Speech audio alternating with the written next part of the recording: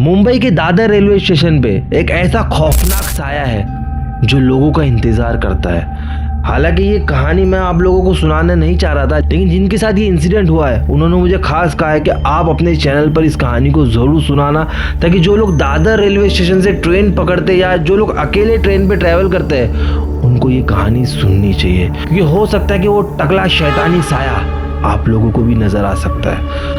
अब ये क्या है वो मैं आपको इस कहानी में बताऊंगा, तो कहानी को पूरा जरूर सुनना। पसंद है तो लाइक करो, चैनल को सब्सक्राइब करो। चलिए शुरू करते हैं हमारी आज की ये कहानी। तो ये कहानी है बांद्रा में रहने वाली इरम की, जो कि एक साइंस स्टूडेंट थी। अब अपने एरिया के आसपास इन्होंने बहुत सारी कोचिंग क्लासेस को ज्वाइन किए, लेकिन वहाँ की स्टडीज़ इनको समझ में ही नहीं आ रही थी। तो इरम ने अपने कई दोस्तों से कहा कि मुझे कोई एक ऐसा कोचिंग क्लास सजेस्ट करो कि जहाँ की स्टडीज़ भी अच्छी हो और मेरे लिए टाइमिंग भी सूटेबल हो, क्योंकि इरम दोपहर को 12 बजे कॉलेज जाते थे और शाम को 5:30 बजे वहाँ से निकल जाते थे। तो उनको कोई ऐसी क्लासेस चाहिए था जिसका टाइमिंग कुछ 6 से 9 के बीच में हो। तो फाइनली एक फ्रेंड ने उनको दादर की एक क्लासेस को सजेस्ट किया। अब इरम वहाँ पर गई, वहाँ की स्टडीज़ उनको अच्छी लगी, तो फाइनली इरम ने वो क्लासेस को ज्वाइन कर लिया। अब डेली बांद्रा टू दादर ये ट्रैवल करती थी क्लासेस के लिए। उस क्लासेस से वो कुछ 9:30 पौने 10 बजे निकलती थी। तो वो दिन भर इतनी थकी हुई होती थी कि वो सोचती थी कि काम करती हूँ, स्टेशन पे ट्रेन तो हर 2-2 मिनट पे आते रहती है, तो मैं क्यों ना कैंटीन से लेकर कुछ खा लूँ और थोड़ा रेस्ट करके फिर ट्रेन पकड़ के चले जाती हूँ। तब वो डेली प्लेटफॉर्म नंबर 3 के एक कैंटीन से वो समोसा पाव, वड़ा पाव या कभी रगड़ा समोसा या कभी कोई कोल्ड ड्रिंक खाती थी और आईपॉड में गाना सुनकर थोड़ी देर वहीं पे बैठकर वो ट्रेन पकड़कर वापस बांद्रा आ जाती थी। अब एक दिन वो स्टेशन पर बैठी है और वही नाश्ता कर रही है, तब वो क्या नोटिस करती है, एक आदमी आकर उसके बाजू में बैठ जाता है। इरम उसको देखती है लेकिन उसको इग्नोर करके वो अपना खाने में लगी रहती है। अब वो क्या देखती है कि वो आदमी इरम को ही घूर रहा है। अब वो आदमी दिखने में एकदम अजीब, एकदम स्कैरी, पूरा टकला था, पीछे चोटी थी और अजीब से वो पुराने ज़माने के कपड़े पहना हुआ था और चेहरे पे बहुत सारी मट्टी लगी हुई थी, हाथ में मट्टी लगी हुई थी और उसकी आंखें इतनी बड़ी बड़ी और वो अजीब सी स्माइल कर रहा था। इरम उसको देख के थोड़ा अनकंफर्टेबल फील की कि ये आदमी मुझे क्यों देख रहा है, लेकिन उसने फिर वापस से उसको इग्नोर किया, अपना नाश्ता करने में लगी और जैसे ही ट्रेन आई इरम फौरन ट्रेन में चढ़ गई।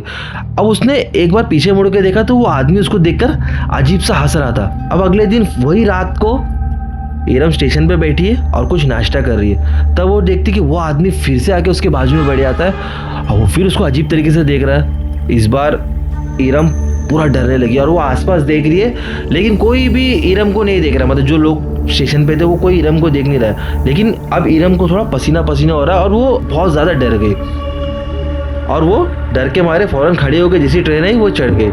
तीसरी रात को फिर देखती है वो आदमी आके उसके बाजू में बैठ गया।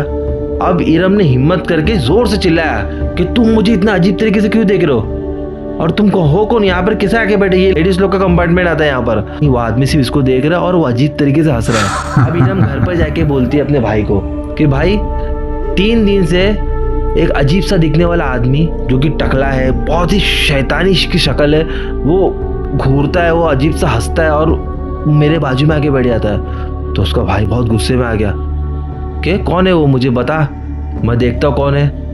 और वो ये बता कर इरम अपने भाई से रोने लगी। तो उसका भाई बोला कि देख बेटा, रोने की कोई ज़रूरत नहीं है, कल एक काम करना, जब तू क्लासेस जाएगी ना तो क्लासेस जैसी छूटेगी तो मुझे फ़ोन करना, मैं दादर स्टेशन पे पहुंच जाऊंगा और मैं वहाँ सीढ़ियों पे खड़े रह के देखूंगा कि वो कौन आदमी है। तो इरम ने कहा कि ठीक है भाई, तू कल याद से आ जाना। तो अब इरम चौथे दिन क्लास जाती है। अब वो जब ट्रेन से उतरती 6:30 बजे तो वो दादर स्टेशन पे देखती है, लेकिन वो आदमी उसको नज़र नहीं आता है। तो अपने क्लासेस चले जाती है। अब वो एग्जैक्ट क्लासेस से उसी टाइम पर वापस आती है और उसने अपने भाई को कॉल करके बुलाया हुआ था और उसका भाई स्टेशन पे आ जाता है। और जैसा उसके भाई ने कहा था कि वो सीढ़ियों पे खड़े रह के देखेगा कि उसकी कुर्सी के बाजू में आके कौन बैठता है। तो इरम इस बार आई और उसने कैंटीन से कुछ नहीं लिया और वो वहाँ पर कुर्सी पे आके बैठ गई, उस चेयर पे आके बैठ गई। 10 मिनट हुआ और इरम ने अपने भाई को मैसेज किया कि वो मेरे बाजू में आके बैठ गया है। अब उसका भाई आया, उसके भाई को जैसे इरम ने देखी बोली कि भाई देख, यही आदमी है जो डेली मेरे पास आके बैठ जाता है और अजीब से मुझे घूरते रहता है और अजीब से हंसते रहता है। अब उसका भाई बोल रहा है क्या हुआ बेटा, कौन? बोली ये उसके भाई को वहाँ पर कोई नहीं दिख रहा था, क्योंकि वहाँ पर कोई था ही नहीं, तो उसको कैसे दिखेगा। इरम बोली, भाई ये तुझे दिख नहीं रहा है? तो उसने बोला, अरे इरम यहाँ पर तो कोई नहीं है। अब इरम इतनी जोर से स्टेशन पे चिल्लाने लगी कि सब आसपास के लोग जमा हो गए। उसके भाई ने कहा, इरम यहाँ पर कोई भी नहीं है इरम, मैं जब से वहाँ पर खड़े रह के देख रहा हूँ, तेरे पास तो कोई भी आके नहीं बैठा। तो बोलती, भाई जब से यहीं पर बैठा देख, अभी भी यहीं पर बैठा है, यहाँ से जा नहीं रहा है, ये अजीब सा देख के हंस रहा है। तो उसके भाई ने कहा, इरम यहाँ पर कोई भी नहीं है, काम कर बेटा, तू मेरे साथ घर पे चल, हम लोग घर पे आके बात करते हैं। तो इरम बोली, ठीक है। अब वो घर पे गई। घर पे जाने के बाद इरम के भाई ने उसकी माँ को बता दिया। अम्मी तब अजीब सा पागलों की तरह स्टेशन पे बिहेव कर रही थी, कह रही थी कि कोई आदमी मेरे बाजू बैठा है, जबकि वहाँ पर कोई भी नहीं था।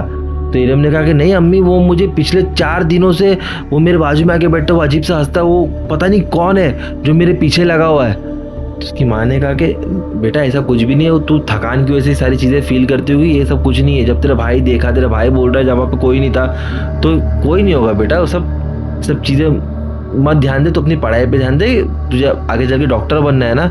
तो इरम ने कहा कि अम्मी मुझे डॉक्टर ही बनना है, लेकिन जो मेरे साथ हो रहा है वो मैं बता रही हूँ। किसी ने भी घर पे इरम की बात का विश्वास नहीं किया।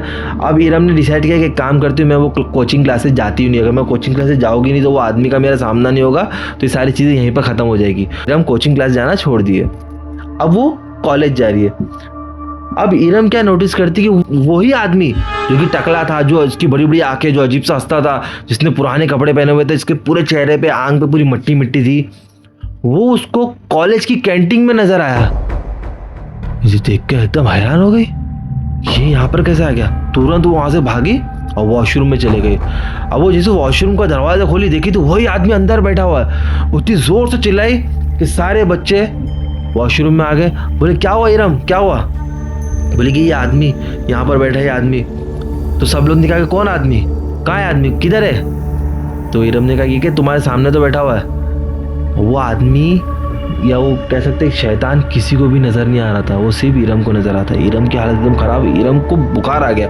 कुछ स्टूडेंट्स मिलके इरम को उसके घर पे ड्रॉप किए, और जो चीज़ें उसके साथ कॉलेज में हुई वो उसकी अम्मी को बताया। तो उसकी अम्मी पूरी तरह से परेशान हो गई, क्योंकि 2 दिन पहले इरम स्टेशन के बारे में ये सारी चीज़ें बता रही थी, यही सेम चीज़ वो कॉलेज में भी बता रही है। मतलब कुछ तो गड़बड़ है हमारी बेटी के साथ। इरम की माँ ने इरम को लेकर एक मौलवी के पास चले गए और उनके साथ ये सारी चीज़ें डिस्कस करने लगे। तो उस मौलवी ने कहा कि हो सकता है कि तुम्हारी बेटी नापाकी की हालत में कुछ खुशबू, या जैसे कि परफ्यूम या इतर ऐसा कुछ, या गजरा लगाकर चली गई हो, और ये जो नापाक जो शैतान होते हैं वो इन सारी चीज़ों पे अट्रैक्ट होते हैं। हो सकता है कोई ऐसी रूह हो जो उस स्टेशन पर भटकती है और उसने तुम्हारी बेटी को देख लिया, जब से वो तुम्हारी बेटी के पीछे लग गया है। इससे छुटकारा पाने का तरीका एक ही है कि मैं दुआ करूँगा और मैं तुमको एक तावीज़ देता हूँ, वो तावीज़ को पिनाओ। और इरम को ये एश्योर किया कि अब आप जाओगी तो आपको ऐसा कुछ भी नहीं होगा, आप आराम से जाइए, अपना स्टडीज़ कंप्लीट कीजिए, ये सब चीज़ों पे अपना माइंड को डिस्ट्रैक्ट ना करें। तो इरम ने कहा कि अम्मी मैं आपके भरोसे पे जा रही हूँ, अगर मुझे कुछ होगा तो मैं कॉल करके आपको बता दूंगी। तो खैर इरम अगले दिन कोचिंग क्लास गई। वो बहुत डर रही थी बेचारी स्टेशन से उतरने के लिए, लेकिन जब उतर के देखी तो आसपास कोई उसको नज़र नहीं आया। वो फ़ौरन क्लासेस चले गई। अब रात को आई, सोची कि मैं अब कुछ नहीं खाऊंगी, जैसी ट्रेन आएगी मैं फ़ौरन ट्रेन में चढ़ जाऊंगी। बहुत डरते थे स्टेशन पे, और जैसे ट्रेन दिखी फ़ौरन वो ट्रेन में चढ़ गई। ट्रेन में घुसी, दरवाजे पे ही खड़ी थी, तो वो क्या देखती कि वही आदमी अब ट्रेन में बैठा हुआ है, और वो अजीब सा इसको घूर रहा है और ऐसा हंस रहा है और ऐसा हाथ से उसको बुला रहा है अपनी तरफ। इरम डर गई और उसने जो पीछे झोंका लिया तो तब तक ट्रेन चालू हो चुकी थी, और ट्रेन हालांकि प्लेटफॉर्म पर ही थी लेकिन वो ट्रेन चालू हो चुकी थी।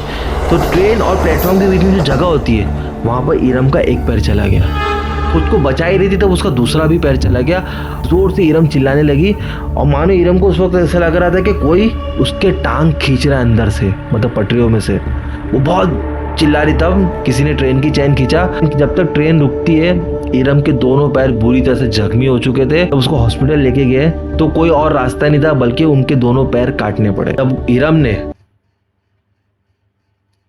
अब यार बहुत अजीब से लग रहा है यार, और जब इरम ने हॉस्पिटल में अपनी अम्मी को, अपने भाई को और अपने घर वालों को ये सारी चीज़ें बताई जो उसके साथ हुई, उसका कोई विश्वास नहीं कर रहा था। इवन आज तो वो डॉक्टर बन चुके हैं, लेकिन आज भी जब वो ये इंसिडेंट लोगों को बताते तो कोई भी विश्वास नहीं करता है। बस मैं आप लोगों से इतना ही पूछना चाहूँगा कि अगर आप लोग भी दादर रेलवे स्टेशन पर कभी ट्रैवल करते हो या कभी गए हो तो आपको वो टकला भूत दिखा है या नहीं, या आप लोग को ये बातों पे विश्वास है या नहीं, वो मुझे कमेंट सेक्शन में ज़रूर बताना। तो यार बस इस कहानी में इतना ही, मिलते हैं किसी नेक्स्ट वीडियो में। Till then bye.